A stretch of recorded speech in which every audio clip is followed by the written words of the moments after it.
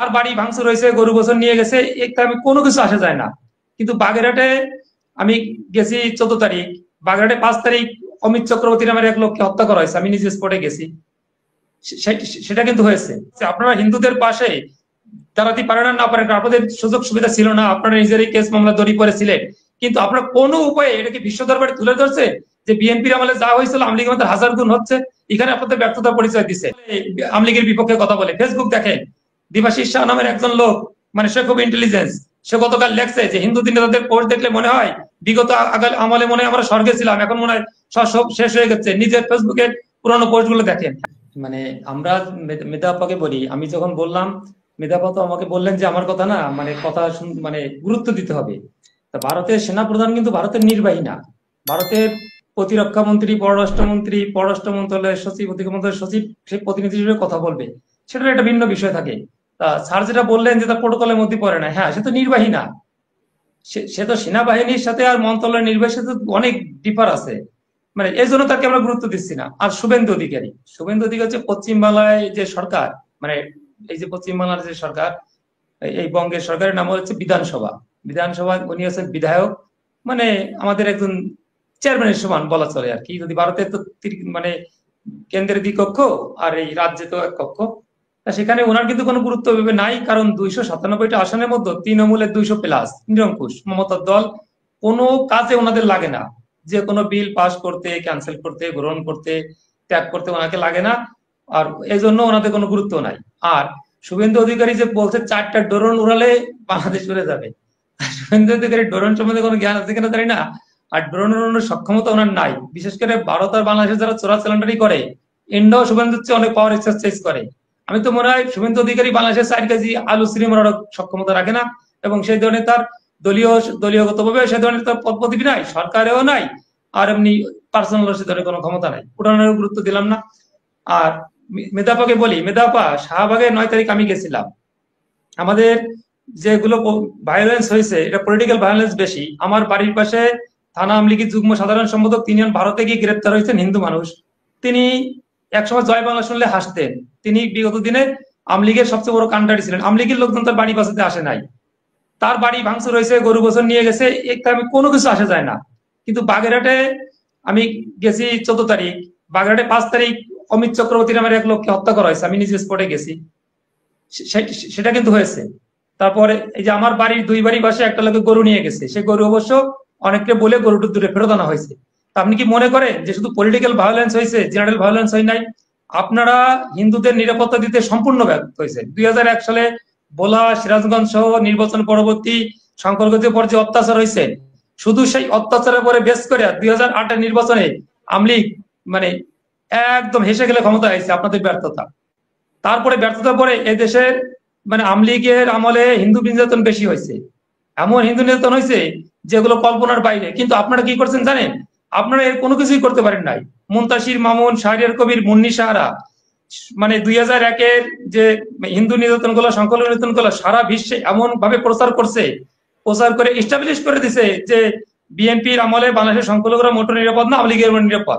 কিন্তু আওয়ামী লীগ আমলে 2012 সালে রামু উখিয়া একসঙ্গে 25,000 লোক আক্রমণ করছে, এবং পরে রামু বৌদ্ধ মন্দির, হিন্দু মন্দির গুলো টার্গেট করছে। আপনারা তার মানে সেটা করতে পারেন নাই। সুনামগঞ্জের সাল্লায় ওই ছেলেটা অবশ্য মানুষদা গ্রেট, জুমন দাস, যারা এগুলো করে, তার কারণে গ্রামের পর গ্রাম ভাঙছেন। জুমন দাস লাভবান হয়ে আজকে স্পেনে বাংলাদেশের হিন্দু সম্প্রদায় সহ মানবাধিকার সব জুমন দাসকে সাহায্য করছে। কিছুদিন আগে এই যে সরকার পরিবর্তনের পরে খুলনার উৎসব মন্ডলকে আপনারা এই দেশের জনগণ ধর্মীয় ভাবে আঘাত যে উস্কানি দেয়, প্রমাণ তো হয়ই না, কোনটা হয় তার আগেই তাকে থানায় নিয়ে গেছে, বেশ ভালো কথা। থানার থেকে আবার তাকে ছিনে এনে তারা মেরে ফেলছে, মারা অবস্থা সেটি আবার সেনাবাহিনী নিয়ে তাকে জীবিত করছে। মানে সে তো মরে গেছিল না, মৃত ভাবে ফেলে রাখছিল। 2020 সালে কুমিল্লার কোরবানপুর অস্ট্রেলিয়া বসে একজন লোক ফেসবুকে পোস্ট করছে, গ্রামের পর গ্রাম ভেঙে দিয়েছে আওয়ামী লীগের কথা বলতেছি। 2021 সালে কুমিল্লা, চাঁদপুর, রংপুর সহ সারা দেশ তাণ্ডব চালাইছে। খুলনার রূপসা, শিয়ালী, যশোরের অভয়নগরে মালোপাড়া, এই যা কিছু ঘটনা ঘটছে, আপনারা হিন্দুদের পাশে দাঁড়াতে পারেন না পারেন, আপনাদের সুযোগ সুবিধা ছিল না, আপনারা নিজেরই কেস মামলা দড়ি পড়েছিলেন। কিন্তু আপনারা কোনো উপায়ে এটাকে বিশ্ব দরবারে তুলে ধরছে যে বিএনপির আমলে যা হয়েছিল আওয়ামী লীগের মধ্যে 1000 গুণ হচ্ছে। এখানে আপনাদের ব্যর্থতার পরিচয় দিচ্ছেন। আর জামাত ছিল আপনাদের সবচেয়ে কাছে। 2004 সালে তারেক জিয়া বলছিল জামাত আমাদের সহোদর, আপন এক মার পেটে দুই ভাইয়ের মতো, সে জামাতের আজকে আপনাদের প্রতিপক্ষ হয়ে গেছে, আপনি স্বীকার করলেন। তারপর এমন কোন দিন নাই, আগে যা হচ্ছিল তাই হচ্ছে। হিন্দুরা যে 5ই আগস্টের আগে স্বর্গে ছিল এখন নরকে আছে তা না।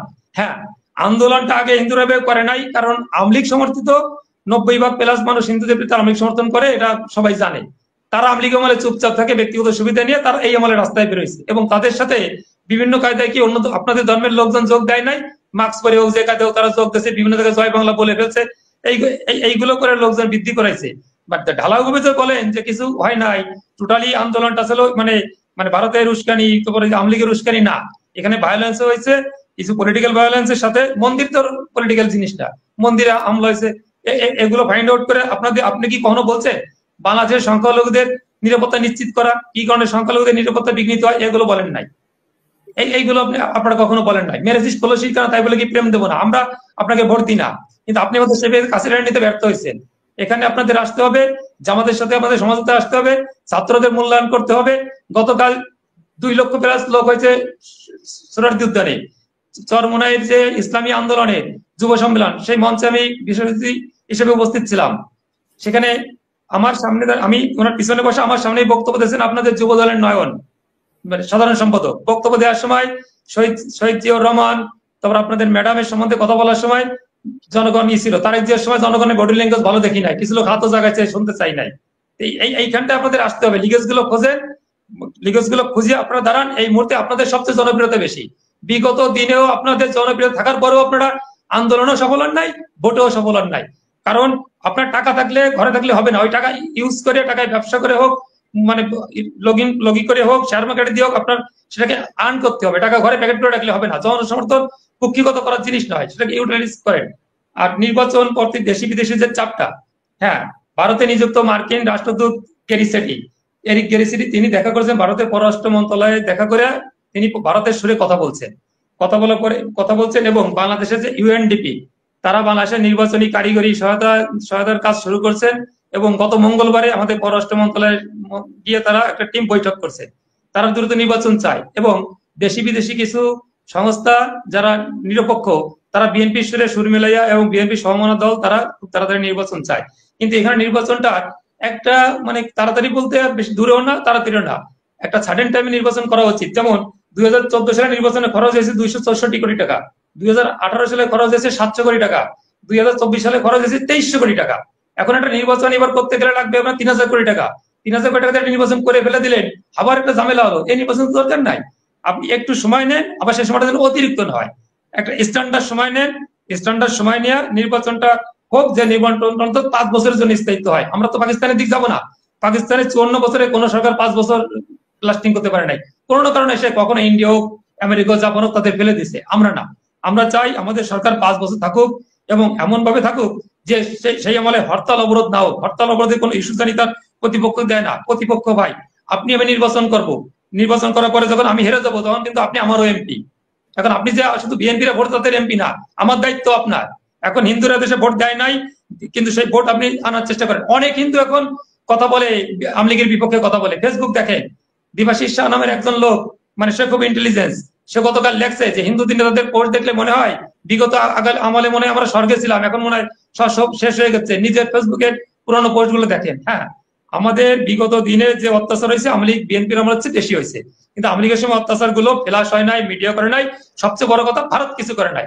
ভারতের রিপাবলিক বাংলা 21 সাল থেকে শুরু হয়েছে, কিন্তু রিপাবলিক ইন্ডিয়া ছিল, এনডিটিভি ছিল, পূর্ব পশ্চিমালয়, এপিপি আনন্দ, আনন্দবাজার। এরা যদি গত 17 বছর আমাদের সমস্যাগুলো তুলে ধরতো, এত সমস্যা হতো না। তারা এগুলো তুলে ধরে নাই। এমনকি 2021 সালের পরে তাদের আইসিসি চেয়ারম্যান বলেছিল যে এই সমস্ত সাম্প্রদায়িক ঘটনায় বাংলাদেশের সাথে ভারতের সম্পর্ক নষ্ট হবে না। হ্যাঁ, মানুষকে মারিয়া পুকুরি ভাষায় দিলেও সম্পর্ক নষ্ট হয় না, কিন্তু এখন সেই পরিবেশ হয় নাই, তাতেও নষ্ট হয়। আমি নিজে রংপুরে গেছি, খিচুড়ি রান্না করে মানুষকে নিজাতে দিছি, আমি তাদের জন্য কাঁসাপিতা ঝালবাটি কিনে নিয়ে গিয়ে দিছি। আমি দেখছি মানুষের কষ্ট, কিন্তু সেটা আপনার প্রচারে আনতে পারেন নাই। আমি বলবো, মানে ভিতরে আমি আপনার বিপক্ষে, আমি নৌকামার্কে ভোট দেবো, তার মানে আপনি এমপি এর পরে আমি আপনারও তো দেশের জনগণ, আমার দায়িত্ব তো আপনার, নিরাপত্তা বিধানের দায়িত্ব আপনার। আমি সংখ্যালঘু, নিরাপত্তা নিশ্চিত করা দেখতে হবে। মানুষের কষ্ট দেখেছেন, রংপুরে গেছেন, মানুষের কষ্ট দেখেছেন, সেটা কি হ্যাঁ, পাচার? আমলি আমলে দেখেছি, আমি বলতেছি আমলি আমলে বলতেছি, কিন্তু ওনটা সেটা মাত্র 3টে লোক, শাহরিয়ার কবির, মুনতাসির মামুন আর ওই যে মুন্নি সাহা, এই 3জন সেই থেকে দেশ বিদেশে এমন প্রচার দিছে, আমলিগের প্রচার সেল দিয়া তারা সাপোর্ট করছে। কিন্তু এনাদের আছে কি ঐক্য পরিষদ, পূজা পরিষদ, তারাও টেকনিক্যালি আমলিগের চরম ভাবে প্রচার করছে। কিন্তু এনাদের আছে পূজা ঐক্য ফ্রন্ট নতুন করছে, ও কিন্তু হিন্দু বৌদ্ধ কল্যাণ ঐক্য ফ্রন্ট, হিন্দু কিন্তু কল্যাণ ঐক্য ফ্রন্ট। আপনি জানেন সব জেলায় কমিটি আছে কিনা, তারা কি করছে? আমি ঐক্য পরিষদের তুলনায় আমি ঐক্য পরিষদের কেন্দ্রীয় কমিটির যুব সাধারণ সম্পাদক ছিলাম।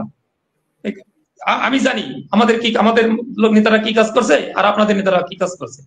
আপনারা টোটাল সামগ্রিকভাবে সব লিগেজ গুলো দেখে একটু সময় নিয়ে সুন্দর একটা নির্বাচনে আসেন। নির্বাচন সুষ্ঠু হলে আপনারাই ক্ষমতা আসবেন। ছাত্রদের এখন এত বড় জনপ্রিয়তা হয়ে পারে নাই, তারা তো প্রতিপক্ষ হবে। জামাতের সাথে পূর্বের সম্পর্কে ফিরে যান, দেশটাকে রক্ষা করেন। আর ওই যে আমি যে কথাটা বললাম, আবারও বলতেছি, ভারতের সেনাপ্রধান, ভারতের নির্বাহী না, ভারতের পররাষ্ট্র মন্ত্রণালয়, প্রতিরক্ষা মন্ত্রণালয় থেকে বললে সেটা আমাকে দেখতাম। তিনি আলাদা পার্ট, উনি আলাদা পার্ট, উনি ওই প্রোটোকলে উনি ওটা বলতে পারেন না। উনি যেটা বলছে ওনার এখতিয়ারের বাইরে, স্যার বলছে, আমি স্যারের কথায় শতভাগ সমর্থন করি। ধন্যবাদ।